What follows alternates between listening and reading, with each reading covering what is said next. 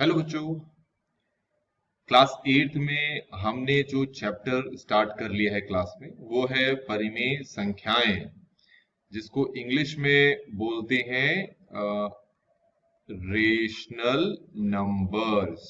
ठीक है, तो इस चैप्टर की शुरुआत हमें इसी से करनी है कि रेशनल नंबर्स होते क्या हैं। ठीक है, तो मैं आपको ये बताना चाहूंगा कि छोटी क्लास से अब तक आपने जितने भी संख्याएं, जितने भी नंबर्स पढ़ लिए हैं, उन सभी नंबर्स को हम रेशनल नंबर्स कहते हैं। जैसे ये है 2/3, जैसे बोलेंगे 2/3, -5/3, -1/100। तो जितनी भी संख्याएं, जितने भी नंबर्स ये बट्टे में लिखते हैं, इस तरीके से लिखते हैं, उन्हें हम कहते हैं परिमेय संख्याएं। अच्छा, जैसे अगर मैं आपसे कहूं क्या 7 एक परिमेय संख्या है, तो इसका जवाब होगा हाँ, ये भी एक परिमेय संख्या है। क्या 0 एक परिमेय संख्या है, तो उसका जवाब है हाँ, ये भी एक परिमेय संख्या है। क्या 1.2 क्या ये एक परिमेय संख्या है, तो इसका जवाब है हाँ, ये भी एक परिमेय संख्या है। तो आप सोचेंगे ऊपर तो हमने संख्याओं को बट्टे के रूप में लिखा है और यहां पर हमने संख्याओं को बिना बट्टे के रूप में लिखा है, तो इसका जवाब है कि इन संख्याओं को भी हम बट्टे के रूप में बना सकते हैं। कैसे बनाएंगे? जैसे ये 7 है, अगर मैं 7 के नीचे 1 रख दूं तो ये बट्टे वाली संख्याएं बन गई है। 7/1 जो कि 7 के बराबर ही होता है, तो हो गया ना एक परिमेय संख्या। ये है 0, अगर मैं 0 के नीचे 1 लगा दूं तो ये भी बट्टे वाली संख्या बन गई, तो हो गया ना ये भी परिमेय संख्या।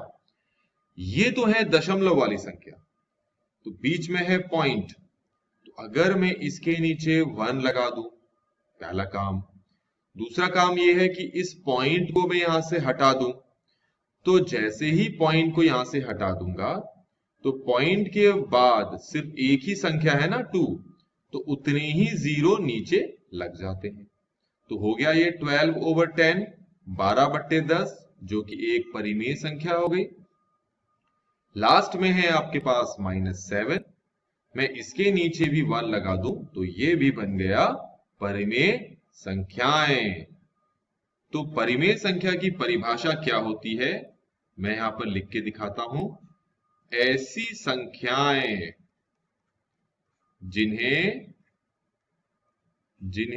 P/Q के रूप में लिखा जा सकता है।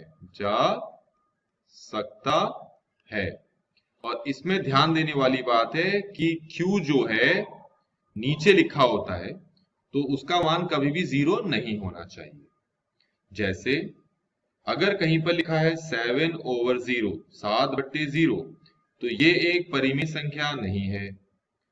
6/0 ये भी एक परिमेय संख्या नहीं है। -100/0 ये भी एक परिमेय संख्या नहीं है।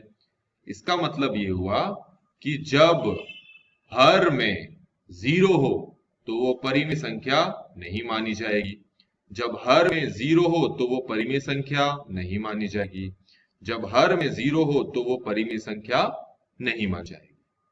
तो इस तरीके से बच्चों हमें ये तो समझ में आ गया कि किस तरह की संख्याओं को हम परिमेय संख्या कहते हैं। तो अब आखिरी बार हम एग्जाम्पल देख लेते हैं। जैसे -2/7 ये एक परिमेय संख्या है। 1/100 ये भी एक परिमेय संख्या है। 7 ये एक परिमेय संख्या है, क्योंकि इसके नीचे 1 लगा के अब फाइनली इसको परिमेय संख्या बना दिया है। 1.79 ये भी एक परिमेय संख्या है। क्यों?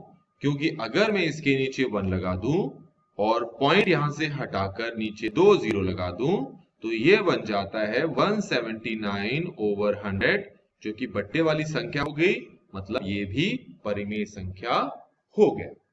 तो इस तरीके से बच्चों इस वीडियो में हमने जाना कि परिमेय संख्या होती क्या है।